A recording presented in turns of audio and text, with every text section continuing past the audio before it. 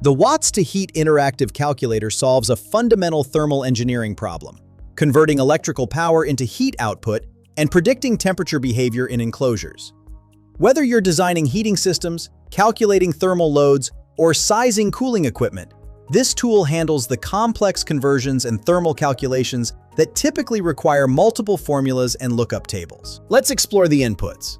First, you'll see the calculation mode drop-down with 6 options.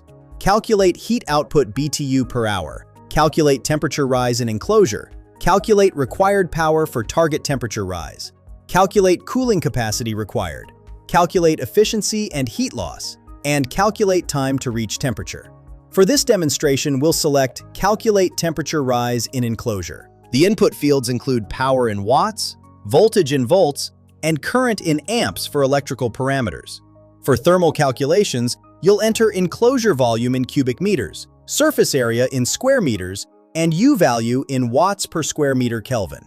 Temperature inputs include ambient temperature and target temperature in Celsius. For efficiency calculations, there's input power and output power in watts. Finally, for transient calculations, you'll input mass in kilograms and specific heat in joules per kilogram Kelvin. Let's work through an example. I'm calculating temperature rise for a control cabinet. I'll enter 500 watts power, 2 cubic meter enclosure volume, 8 square meter surface area, U value of 1.5, and 20 degrees Celsius ambient temperature.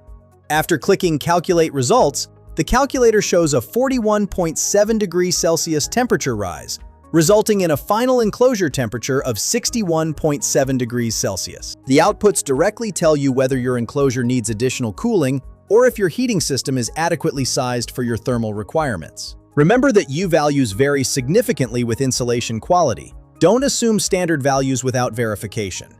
Find the link in the description below.